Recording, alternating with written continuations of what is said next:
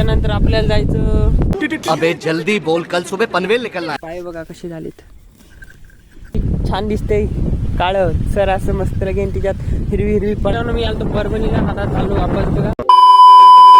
नमस्कार मित्रांनो, very good morning. तर बघा आज सकाळी सकाळी इकडं आलतो, इकडल्या आखाड्यावरती. काल एवढं हाणलं होतं पप्पांनी, मी पंक्चर काढू लागलो तर आज हे हाणायचं बघा. पूर्ण एक एक राहिलेलं इकडं, बाकी खत पेरलं एक एक तासाला असं, हे सोडून ते सोडून ते असं. आणि दोहेरी तिथून इथपर्यंत हाणत आणलं, आता इतकंच राहिलं. तर 1-2 घंट्यात होईल एवढं हाणून मग जायचं आपल्याला तिकडल्या आखाड्यावरती, तिकडं हाणायचं आहोत. मग नंतर बघू परभणीला जाणं होते का, तर आपल्याला टाकायचं आज लायसन काढायला. पुन्हा कालचं काम राहिलं स्कूटी बघायचं, ते बघायची. चला ब्लॉग कंटिन्यू बघा, आवडलात लाईक करा, शेअर करा. फायनली मित्रांनो पूर्ण काम कंप्लीट झालं. रान बघा किती छान दिसते काळं सर असं मस्त लगेन तिच्यात हिरवी हिरवी पळाटी. आणि आता मी बांधवलं बघा बैल इथं करतात जेवण.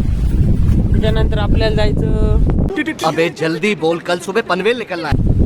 ठिबक लांबवायसाठी आपण ठिबक आणली 50,000चं ते लांबवायचं 4 एकरात.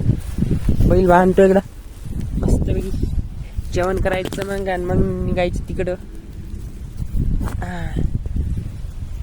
Continue the blog. A few moments later.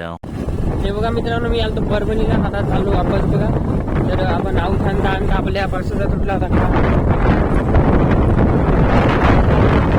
तर हे कान जोडायसाठी आलो, जोडणार आता चाललो वापस. आता बैलगाडी गेली बघा तिकडल्या आखाडा आपल्या तिकडं कोळपी धरायची आपल्या रटावरी सोयाबीन त्या दिवसच्या, त्यामुळे भेटतो आता तिकडे गेल्यावर. चला A few moments later. बघा मित्रांनो 8 वाजले 7 आणि आता आम्ही सोडले दौरी ते बघा तिथं. आणि आता मी चारायला बघा बैल. आणि माझ्या थोबाडाहून तुम्हाला कळत असेल की आज किती काम झालं. तर लई वाट लागली आज लई बघा. तिथून तर इथपर्यंत हे सोयाबीन हाणली, पुन्हा तिकडं कापूस हाणला सकाळी आपण तेवढा, तिकडली सोयाबीन घरा बसली. आणि आता बैल चारायला बघा. सकाळपासून आंघोळ केली नाही मी काय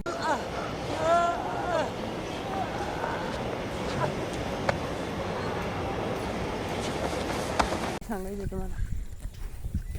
शेती म्हणल्यावर परेशानी आहेच. पाय बघा कसे झालेत. मैं तो कुछ और ही समझ रहा था. अब कुछ नहीं हो सकता. पाऊस आलता त्याच्यामुळं. आता बघा शेतकरी ब्रँड.